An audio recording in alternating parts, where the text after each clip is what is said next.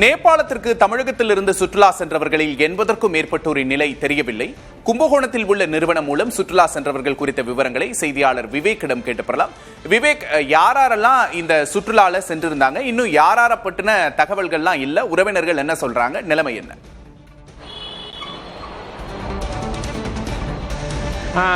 அதாவது நேபாளம் தீபத்தில் நடைபெற்ற காட்டாற்று வெள்ளப்பெருக்கில் தமிழகத்திலிருந்து ஆன்மீக சுற்றுலா சென்ற 57 பேரின் 20 பேர் மீட்கப்பட்டு பாதுகாப்பாக உள்ளனர். மீதி 37 பேருடைய நிலைமை இன்றும் கேள்விக்குறியாக இருக்கிறது. அவர்கள் பற்றிய தகவல்கள் தெரியாமல் அவர்களது உறவினர்கள் அவர்களை அழைத்து சென்ற இந்த சூப்பர் யாத்ரா ஏஜென்சி அந்த சுற்றுலா நிறுவனத்தை தொடர்ந்து அணுகி வருகின்றனர். நேற்று காலை முதல் இந்த தகவல் கிடைக்கப்பட்டதன் அடிப்படையில் தொடர்ந்து நேற்று இரவு முதல் அவர்கள் உறவினர்கள், அதாவது தஞ்சை, திருவாரூர், மயிலாடுதுறை மற்றும் தமிழகத்தின் பல்வேறு பகுதிகளில் இருக்கக்கூடிய அவர்களது உறவினர்கள் இங்கு தொடர்ந்து வந்த வண்ணம் இருக்கின்றனர். இந்த ஏஜென்சி உள்ளே நம்ம ஒளிப்பதிவாளர் தினேஷ் காட்டிக் கொண்டிருக்கிறார். உள்ளே காவல்துறையினர் முதல் அனைத்து உறவினர்களும் அவருடைய பட்டியலை வைத்து அவர்கள் இருக்கிறார்களா, அவருடைய நிலைமை என்ன என்பதை தொடர்ந்து கேட்டறிந்து வருவதை நம்ம காட்சிகள் வாயிலாக பார்க்க முடிகிறது. தொடர்ந்து அவர்கள் உறவினர்கள் இங்கு கும்பகோணத்திற்கு வந்த வண்ணம் உள்ளனர். நேற்று முதல் இன்று வரை அதிகாரிகள் முதல் அனைத்து துறையினரும் இந்த ஏஜென்சி மூலம் அவர்களுடைய செல்போன் எது டவர் கிடைக்கிறதா, அங்கு என்னென்ன பெசிலிட்டிஸ், அவர்களுக்கு உணவு கிடைக்கிறதா, அவர்கள் இருக்கிறார்களா அப்படிங்கிற பல்வேறு சந்தேகங்கள் அடிப்படையில் மிகுந்த கவலையுடன் அந்த இதை காண முடியாது. ஒளிப்பதிவாளர் காட்டிக் கொண்டிருக்கிறார். தொடர்ந்து அவர்களது உறவினர்கள் நம்முடன் பெரும்பாலானோர் இருக்கிறார்கள். அவர்களிடம் நாம் கேட்டபோது எங்களாலும் தொடர்பு கொள்ள முடியாது, அவர்கள் சுவிட்ச் ஆஃப்ல இருக்கிறது அவர்கள் நம்பர், அவர்கள் உயிரோடு இருக்க வேண்டும் என கடவுளை பிரார்த்தித்துக் கொண்டிருக்கிறேன் தொடர்ந்து பேசி வருகிறார். தற்போது இங்கு திருமலைராஜன் என்பவர், அவருடன் உடன் சென்ற திருமலைராஜன் அவருடைய நண்பர் இருக்கார், அவரிடம் கேட்டு தெரிந்து கொள்ளலாம். சார், அவர்கிட்ட பேசி ஏதாவது வாய்ப்பு கிடைச்சதா? இல்லங்க, நேரத்துல இருந்து ட்ரை பண்ணிட்டு இருக்கோம். மெசேஜ் அனுப்பிச்சுட்டோம், இன்னும் மெசேஜ் இன்னும் அவங்க பார்த்த பாரு இது தெரியல. மற்றபடி எந்த ஒரு தொடர்பு இதுவும் இல்லை. ரொம்ப வருத்தம் இது. ரொம்ப அவ்வளோ க்ளோஸாக அவங்க ஒய்ஃபும் நம்மளுக்கு ரொம்ப பழக்கம்.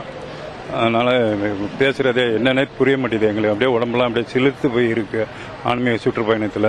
இந்த தமிழக அரசும் இந்தியா கவர்மெண்ட்டும் என்ன ஏதுன்னு தகுந்த நடவடிக்கை எடுத்து இது பண்ணி கேட்டுக்கிறோம். தற்போது அவர் சொல்றதை கேட்டுப்போம். அவங்க பத்திரமா திரும்பி வரணுங்கிற கவலை அவங்க மொத்த தெரியுது. தற்போது மற்றொரு பேர் அங்க உறவினர் இங்க நேற்று இரவு முதல் தொடர்ந்து இங்க இருக்கிறார். அவர்கிட்ட கேட்போம். சார், அவங்க பத்தி தகவல் ஏதாவது கேட்டீங்களா? இது வரைக்கும் அவங்க தொடர்புகள் ஏதாவது வாய்ப்பு கிடைச்சா? ஏஜென்சியில தொடர்ந்து கேட்டுக்கிட்டே இருக்கீங்க, அவர்கிட்ட ஏதாவது உங்க தகவல்? இல்லை, இதுவரை நேற்று இரவு 8 மணி அளவில் அங்கிருந்து வந்த தகவல் படி இந்த ஏஜென்சி முகமையாளர்கள் நாளை காலை தேடுதல் பணி தொடங்கும், மீட்பு பணி தொடங்கும், அதற்கு பிறகுதான் தகவல் தெரியும் என்று சொன்னார்கள். அதன் அடிப்படையில் மீண்டும் இங்கு வந்திருக்கிறோம். பல குடும்பங்கள் இப்போது மிகவும் சோகமான சூழ்நிலையிலே இந்த பிரச்சனையில் சிக்கிக் கொண்டிருக்கிறார்கள். இந்த சூழ்நிலையில் தான் தற்பொழுது சட்டமன்றம் கூடியிருக்கிறது. வெகு விரைவாக இந்த பிரச்சனை குறித்து அங்கு பேசவும் கவன ஈர்ப்பு பெறவும் இருக்கும் என நாங்கள் கருதுகிறோம். எனவே இது மிக முக்கியமான பிரச்சனை என்பதால் மாண்புமிகு தமிழ்நாடு முதலமைச்சர் அவர்களும் மாவட்டத்தினுடைய பொறுப்பு அமைச்சர் வினோத் அவர்களும் மற்றும் மத்திய மாநில அரசுகள் இணைந்து எவ்வளவு விரைவாக அவளை இங்கு கொண்டு வந்து பாதுகாப்பாக சேர்க்க முடியுமோ சேர்த்து விடுவார்கள் என்று பெருத்த நம்பிக்கை இருக்கிறது. அவர் உறவினர்கள் மற்றும் அவர் நண்பர்கள் சொல்றதை நம்ம கேட்டோம். அவங்க எப்படியாவது மீண்டு வந்துடணும் அப்படிங்கிற ஒரு கவலை அவர்கள் முகத்தில் நமக்கு தெரியுது. இப்ப காலை முதல் அவருடைய வீடுகளுக்கும் சென்று நம்ம பார்த்தபோது அவருக்கு வீடுகளும் சோகமான ஒரு சூழலிலே இருக்கிறது. தொடர்ந்து அவர்கள் எப்படியாவது மீண்டு வந்துவிட வேண்டும் அப்படிங்கிற ஒரு கவலை அவர்கள் தொடர்ந்து நம்ம பார்க்க முடிந்தது. தொடர்ந்து இந்த ஏஜென்சிக்கு வந்த வண்ணம் இருக்கின்றனர். ஏஜென்சியில பாத்தீங்கன்னா தெரியும், அவ்வளவு பேர் குமிஞ்சிருக்காங்க. அப்ப அந்த உரிமையாளர்கள் அவங்க எல்லாத்துட்டையுமே நம்ம கேட்போம். இப்ப அவருக்கு உரிமையாளர் தான் நம்ம நிக்கிறோம். சார், இப்ப அவங்க நிலைமை என்ன? இப்ப அவங்க 21 பேர் சேஃப் நம்மளுக்கு வந்திருக்கு. இப்ப இன்னும் மேற்கொண்டு அப்டேட் வந்துட்டு இருக்கு. இப்ப வரைக்கும் ஃபுல்லா இந்த அப்டேட் வரல. நாங்க வந்தோடனே கண்டிப்பா உங்களுக்கு அப்டேட் பண்றோம். இல்ல, நம்ம ஏற்கனவே அவங்க சாப்டர் மூலமா அவங்களுக்கு அரேஞ்ச் பண்ணிட்டு இருக்கு.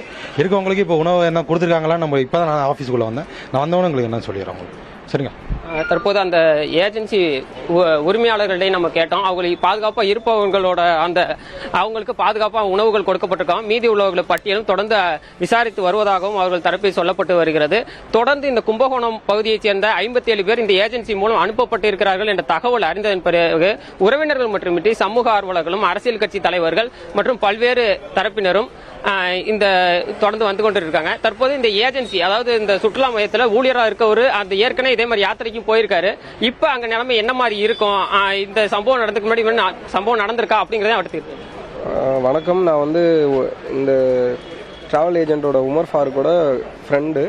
ஓகேங்களா? இப்போ நேற்று வரைக்கும் 20 பேர் கிடச்சிருந்தாங்க. இப்போ காலையில் 21 பேர் திருமாவளவனுங்கிற இன்னொருத்தவரும் கிடச்சிட்டதா அந்த முகாமில் அந்த 21 பேட்சில் ரகுங்கிறவர் கால் பண்ணி கன்ஃபர்மேஷனும் பண்ணியிருக்காங்க. காட்மாண்டோலேருந்து உங்களுக்கு திரிசூல்னு ஒரு ஏரியாவுக்கு கொண்டு போயிட்டாங்க. இப்போ சேஃபாக ஹெலிகாப்டரில் வந்துட்டாங்க. இப்போ இனிமேல் மீதி இருக்கிறவங்க வந்து அங்கங்கே மலை சைடு சேர் சைடில் எங்கேயாவது நிற்கிறவங்கள லேண்ட் பண்ண முடியாமல் 2 பேர் 3 பேரை இப்படியே மீட்கப்பட்டு இருக்காங்க. அப்புறம் தமிழ்நாடு கவர்மெண்ட்டு, விஜய் சார், அப்புறம் டிவிகேலேருந்து எல்லாமே ஃபுல் ஆக்ஷன் எடுத்துகிட்டு இருக்காங்க. நேற்று இந்த சம்பவம் தெரிஞ்ச உடனே அரை மணி நேரத்துலேயே டிவிகேலேருந்து எல்லாருமே வந்துட்டாங்க. வந்து ஃபுல் அண்ட் ஃபுல்லு எல்லாமே பேசி தாசில்தார்லேருந்து போலீஸு எல்லாமே நைட்டு பேட்ரோலும் இருந்தாங்க. 20 போலீஸ்காரங்க வந்து செக்யூரிட்டி எல்லாமே பண்ணாங்க. மேலே இதுக்கு இல்லை சார், இதுக்கு முன்னாடி நடந்ததில்லை சார். இது இயற்கை சீற்றழிவு. யாருமே இயற்கைக்கு முன்னால் ஒன்றும் பண்ண முடியாதுல்ல, அதை நம்ம ஏற்றுக்கிட்டு தான் ஆகணும். அதுலேருந்து எப்படி மீண்டு வரணும்னு அதை தான் பார்க்குறோம். கடவுள்கிட்ட பிரார்த்திக்கிறேன். எல்லாருமே போனோம், எல்லாருமே நம்ம சைட்லேருந்து போனவங்களும் சரி, அங்கே பாதிக்கப்பட்டவங்களும் சரி, எல்லாருமே சேஃபாக வரணும். அதான் சார் வேண்டிக்கிறோம். வேறு தேங்க்யூ சார். தற்போது அந்த ஊழியர்கள் சொன்னதே நம்ம கேட்டோம். அதாவது இயற்கை சீற்றத்தை எதுவும் செய்ய முடியாது, அவர் சொல்றது உண்மைதான். ஆனால் அதே நேரத்தில் அவர்கள் பத்திரமா மீண்டு வரணும் அப்படிங்கிறதான் இங்கே இருக்கக்கூடிய எல்லாரோட கோரிக்கையாகவும் இருந்து வருகிறது. விக்னேஷ். நிச்சயமா விவேக், அங்க இணைய சேவை, தொலைபேசி சேவையெல்லாம் துண்டிக்கப்பட்டிருக்கு அப்படிங்கறதா நம்மளோட சிறப்பு செய்தியாளர் கணபதி சொல்ற தகவலும் கூட. இப்போ அந்த டிராவல் ஏஜென்சில இருந்து 20 பேர் மீட்கப்பட்டிருக்கிறாங்க. கூடுதலா 20 பேர்கிட்ட இருந்து தகவல் கிடைச்சிருக்கு அப்படின்னு சொல்றது ரொம்ப நம்பிக்கைக்குரிய ஒரு தகவலா இருக்கு விவேக். தற்போதைய விவரங்களுக்கு நன்றி விவேக். கும்பகோணம் நிறுவனம் மூலமாக நேபாளத்துக்கு சென்றிருக்கிறார்கள் 57 பேர். 20 பேர் அதில் பத்திரமாக இருப்பது தற்போது வரை உறுதி செய்யப்பட்டிருப்பதாக தெரிகிறது. நேபாளத்தின் கோர விபத்து காட்சிகள் மனதை உலுக்குவதாக அமைந்திருக்கிறது. ஒரு திரைப்படத்தில் காட்டும் கிராபிக்ஸ் காட்சிகளைப் போல நம்ப முடியாத அளவுக்கு இயற்கை சீற்றமடைந்து பெருவெள்ளமாக மாறி மக்களை அடித்துச் செல்லும் காட்சிகளை நம்ம பார்த்துக்கிட்டு இருக்கோம். அந்த கும்பகோணம் டிராவல்ஸ் மூலியமாக சென்றிருக்கக்கூடியவர்களின் உறவினர்கள் தொடர்ந்து அந்த நிறுவனத்தை அணுகி தங்களது உறவினர்களோட நிலை என்ன என்பதை கேட்டு தெரிந்து வருகின்றனர். அது தொடர்பான காட்சிகளை பார்க்கிறோம். மற்றொரு பக்கம் இந்தியாவின் சார்பாக மீட்பு பணிகளுக்கு நிவாரணப் பொருட்களும் அனுப்பப்பட்டுக் கொண்டிருக்கின்றன. அது தொடர்பான காட்சிகளையும் பார்த்துக் கொண்டிருக்கிறோம். மற்றொரு பக்கம் நேபாள விபத்தின் கோர காட்சிகளையும் நாம் பார்த்துக் கொண்டிருக்கிறோம்.